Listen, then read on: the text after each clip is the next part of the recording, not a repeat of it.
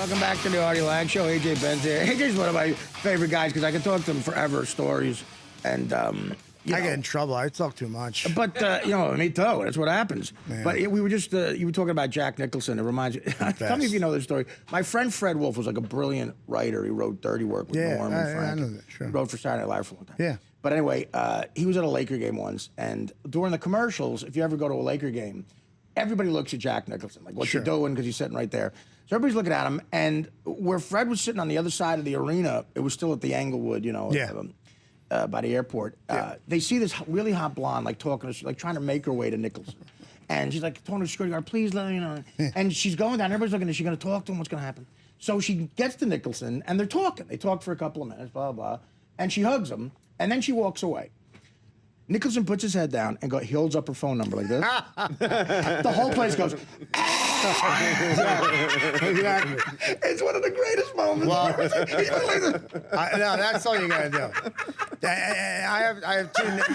That's premium. That's LA. Premium Jack LA. It is LA. It's not New York. That's LA at its best. That's LA. At its and I'll best. give you a better. Woody Allen's not going to do that at a Nick game. No, Woody. Yeah. Sun Yi's just going to sit there. Yeah, sure. Papa San, no, but my quintessential, when I first went out to LA, I was living with Robert Evans, the producer, the Godfather. Oh, my God. So I lived with him. Oh, my God. Excuse me. So I'm driving. The guy who had necklaces filled with coke? Yeah. So here's where I'm not doing that at that point in my life. Right. But I'm living with Bob Evans, and every night there's movie night, and Warren comes over, and Jack Nicholson, and you name it. And what movies do you watch with those guys? Whatever they want to screen, they screen in the room. It's the guest house, and I'm sleeping in the guest house. So there's parties, and Evans loved me because I wrote good stuff about him, and he found the rebel spirit in me. And one night, me and this girl, this model I was dating, were kind of breaking up. We were 3,000 miles apart, and I'm on the new internet, Right. And the three wise men come to the door. It's Nicholson, Evans, and Warren Beatty come to the guest room. Evans is in like pajamas with the fly open. You could see right into his. It's hard to imagine those guys either. Why are they not either making a movie or having sex? Well, yeah, I know. Well, Warren Beatty. Well, so here's what happens. So, but Warren is clean as a whistle. Doesn't black leather jacket, no drugs, nothing, and Bob's there with a bowl of grapes and his zipper's open and his Coke on his nose. And Jack's doing his thing. Bowl of grapes? Coke, grape and Coke. Like a modern day Nero. Grape and Cokes, grape and Coke. And Nicholson's, doing their thing. And he says to me, Evan says, what's the matter, kid? I said, nothing. Me and my girl were taking a break. He says, you're not taking a break. She broke up with you. I said, no, it's a break. He said, no, listen to me. Ava Gardner and Lana Turner left me before I was 21. She broke up. She dumped you. Isn't that right, Jack? Gardner and Lana Turner. Isn't that right, Jack? And Jack goes, best way to get over a chick is to get under another one. And they just turned and walked away. Yeah, the three wise men. That's good. You get advice from them and Warren Beatty. That's what they do. That's what they do. So, you just go, well, I just heard from God. That's what you got to do. Get over it. Yeah, but you're not them, though. Well, you're a guy who does well with women, but if he gives like me and Boschetti that, like, how do we get under another woman? Mike, I didn't say that. We got to get chloroform. Mike, that leather's working. I've been watching for weeks. Those guys did have a thing. Those guys did have that. What's the name of the book, the guy, Zany from Chicago, The Way You Wear Your Hat? Oh, my God. Like, Sinatra, okay, great guy that Danny knows, Chicago guy. But those guys, Sinatra. How's your bird? How's your bird, sweetheart? Come on. They had a way about them that celebrities nowadays don't. That there's such a coolness to it. Louis Charlie. Like Sinatra was on 60 Minutes. I think it was 60 Minutes once. And you talk about a great moment. Morley Safer, I think, was interviewing him. He said, it's like 1974. Right. And he says, what do you say to a guy? What do you say to when you hear that Charles Manson wants to get out of prison?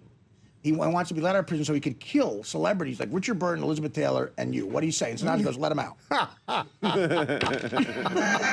what he said. And Morley Safer kind of got scared. Yeah, there was a pause. He went, let him out. And then he moved on to the next question. I went.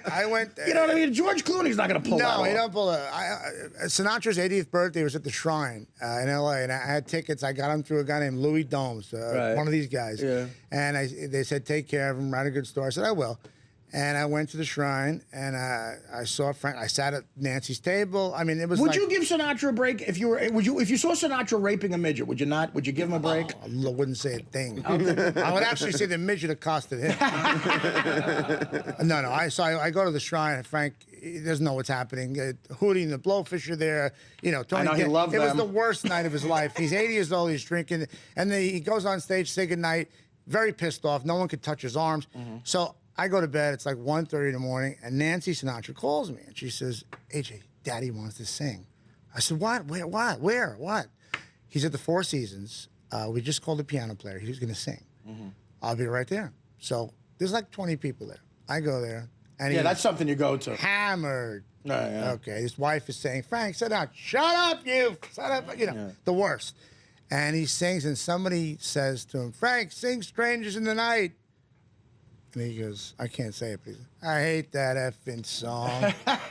I'll never sing it again." And I don't think he's ever sang in public since that night. Well, I saw him twice. amazing. I saw him twice in concert. Once at Radio City. And Me too. He does this great thing with the orchestra. Right, he'll do a rap opening up a song, and then he looks at the orchestra and he goes, "Shoot." He says, "Shoot." Shoot, yeah. And the songs he has to sing because they're popular, but he clearly hates. Sure. And he'll tell the audience in the beginning. He goes, "I know you want to hear it. I'll sing them all." Yeah. And then when he gets to them, he'll go like, "All right, let's get this out of the way. Shoot." And then it's my way or something. He just gets through my way. But Well, when he sang Bad Bad Leroy Brown, it was time to kind of move on. his raps, the way that one album where he goes up. This next song is about a couple of adult people who have been through a breakup. Now, which one of them left the man or the woman is unimportant. It's a breakup. Exactly. And it's a marvelous marriage of words and music written by Mr. Stephen Sondheim. You did it perfect. Angel Eyes. It was send in the clowns. It's exactly what it's a chick who went out on a guy, a chick who lost Who can get away Charlotte. with talking like that? It's the best. Yeah. No, and you know what? I hate this. I'm 51, but I grew up. My dad was a tough Sicilian guy. Frank Sinatra played in the house every day. I wanted to be those guys. So to me, when you tell someone you're going to punch them in the face, it's not a big issue. You were an Italian kid who was more affected. You weren't a guy who was like went the way of the '60s, the hippie thing. You were more affected by the wise guy thing. Oh my God, Minka, my mother's has wise guys. Did you ever have long hair? Did you ever do that phase? Yeah, and I did a little bit the long hair in the '90s, but basically, my father died when I was mid-20s. But my mother's side had some mafioso. My father was an ex-narcotic undercover cop. Well, that's a good Very combination. interesting combination, yeah. So growing up, I had an interesting family type stories. A lot of guys came over that had bad pasts and bad histories. Right. Told me how they kill people. How they smash people's throats. It was so that's where I come from, and it never affected me. I thought it was It was like hearing.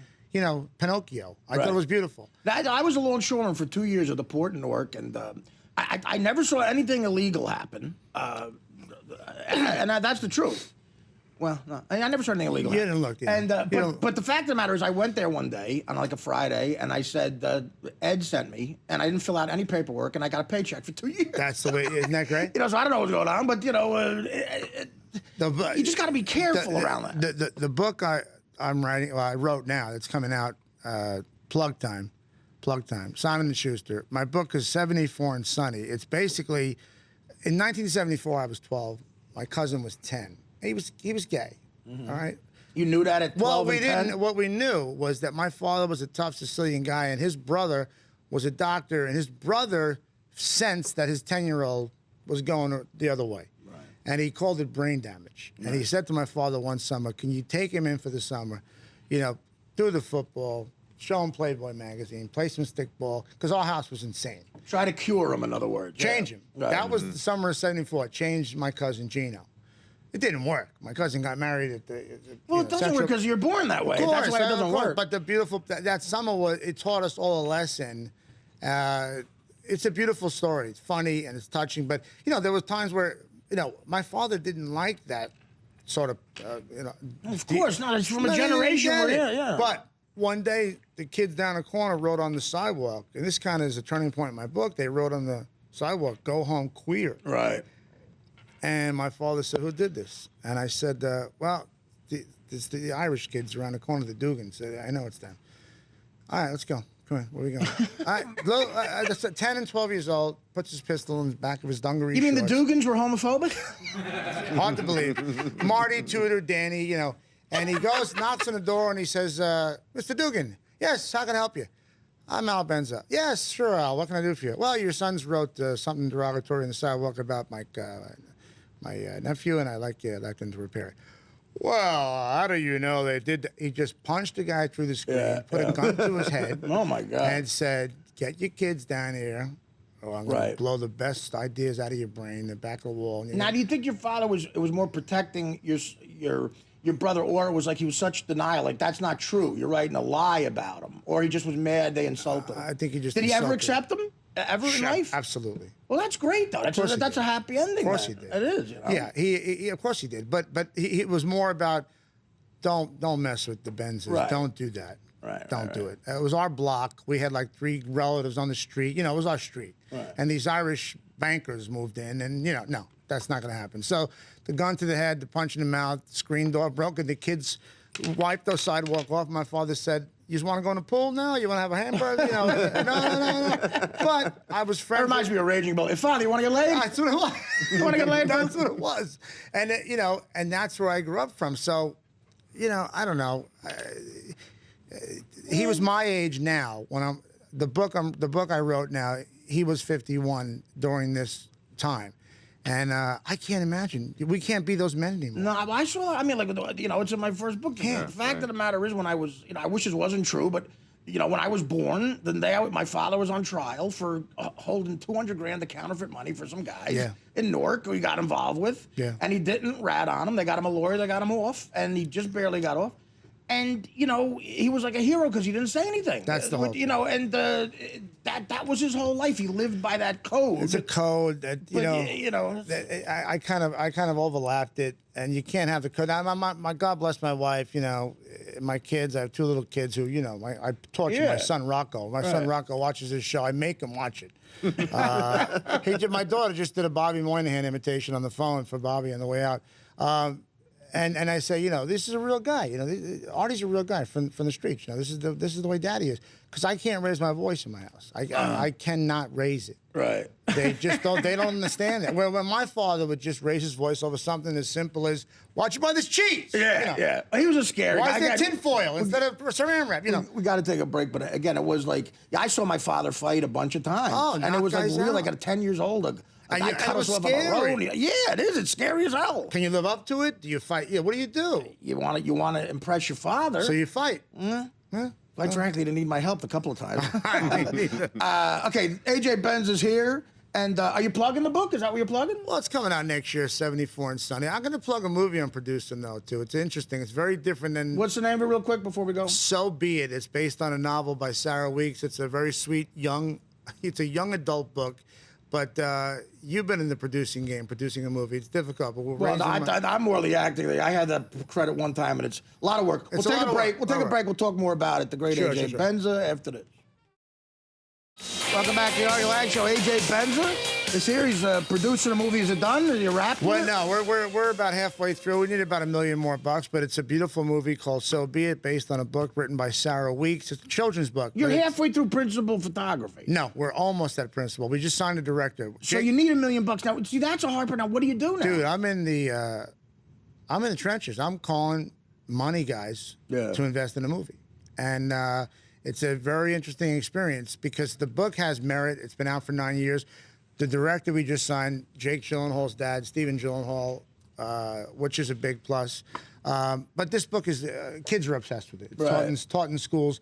It's nothing like we're talking about the last 25, 30 minutes. It's a very sweet, genteel story. So no one gets their head caved in with a pipe. No, there's nothing like that. But it's a beautiful story. But, you know, this is the trench warfare of raising money for an independent film. The book is repped by the Hunger The book Games is repped. Yeah, that's the cool thing. The juice behind this is, yeah, that's a good...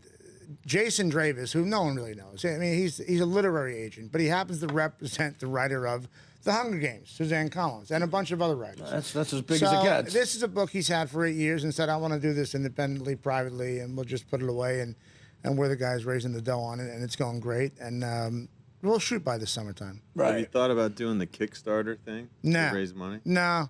I mean, we thought about it. Is that but, good for an amount like that, $1 million bucks, or smaller stuff? That's smaller stuff. No, we got guys. There are gentlemen out there across America that have money that, you know, they like movies. They like Beer the League. sound of it. The guys that we found for Beer League were great guys, and they were fans of mine from Stern. Well, that's what. There are some guys who get in the movie because they're fans of the content, obviously. G-rated family film, but they like me. They know of me. They're fans of me. Whatever. So that's a plus. But it's nothing I've ever. If I never thought I'd be doing that, raising money on a film. I never. Right. I never thought. I mean, where I was last year compared to now.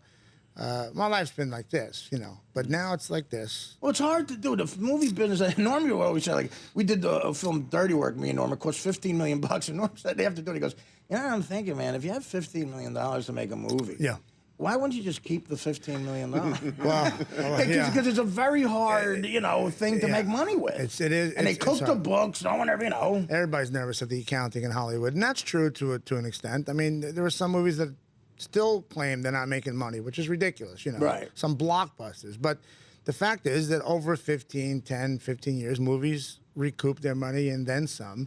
But if you get a book that kids have read for 8 years in the school systems of America, and you get a guy like Jason Dravis and an author like Sarah Weeks and a great... Who's in the cast? Any big names in the cast? So far, no. But everybody who's read it, you know how it is. Right. Says I want to be involved, but you know when the money's available, when's the money going to be available? When's the so now we've got a director, we've got some brilliant people who love the script. Scarlett Johansson, it's a beautiful story, but the star is an 11-year-old girl, so she's going to carry the movie. Who she is yet, we don't know. When you think about it, though, how many like human beings are there in the world that people will get off their couch to go to a theater to see a movie just because they're in it? There used to be more. There's not a lot of guys like that anymore. Because Tom Cruise doesn't have that juice anymore. Eddie Murphy, of course. Does Will Smith? Maybe, I don't know. They do. Do most people get up? Like Shane, would you, like, you're younger. Would you and your friends go to a film just because Will Smith's in it, or would it have to have some sort of other interest for you? I don't think Will Smith. I don't know if we do. Are that there guys anymore. on that level for you? Oh wow. De Niro. But no, maybe for us, but not for he's younger. Well, my nephew. Yes, there are people. You know what? I'm guilty. Go ahead, tell me. But it's not the kind of actors that you're thinking. No, but that's what I want to know. Will Ferrell. Okay, well, that'll get us up to go. So it's more on the comedy side. I agree. I get that. I get that. We don't have a De Niro. No, you don't. You know what I mean? We don't have those guys anymore. Vince Vaughn. What about a guy like that? Yeah, Vince Vaughn. But now not after internship. I love him, but he's just got to be swingers Vince Vaughn forever. Just be that guy forever. Well, he mostly is, right? He does different. But when he does sentimental stuff, don't do the romantic comedy. You have to leave the theater. You can't go there. You can't. That sappy thing. But I tell you what I saw. We watched Con Air today. For about the 8th time in my life. Nicolas Cage. You can't go wrong with that movie. It's got everything. It's got every. Is that the one Chappelle's in that, right? Yeah. No, I for some reason I like a Nick Cage movie, even though he's crazy. I love his accents. He made a lot of good movies. I love his wigs and toupees. He's just nuts. He's just become a lunatic. Yeah, he's nuts. When you buy a castle in Scotland and you're like, keeping a woman in chains in the basement, you're like, okay, Nick, all right, I'm going to be over here. But Travolta movie, do you run to? No, not anymore. Not anymore. No, not anymore. Unless you're a masseuse. I run to a Tarantino film, a director film, a Coen Brothers film. I hate to say it because I love him. And I watch Raging Bull today on demand. De Niro's hurt his legacy for me with the movies. Grudge Match. And I'm like, am I going to go see Grudge? First of all, I won't go see Grudge Match because I don't want to see Kevin Hart sell out like that. Well, let me ask you a question. You're a comic. You're one of the best. What don't I know? What forces have aligned? And I think Kevin Hart's funny. But what's going on that he is everywhere now? Kevin Hart is a brilliant comic, but combined with another thing. He did a real smart business move. Is he worth $20 million now? Well, Chris Rock says, he goes, he ain't famous, he's black famous. Right. But listen, that'll make you a millionaire, you know? So he did a smart thing. Instead of going to a network, he became, I got to take a break. The Artie Lange Show, weeknights on Audience, only on DirecTV.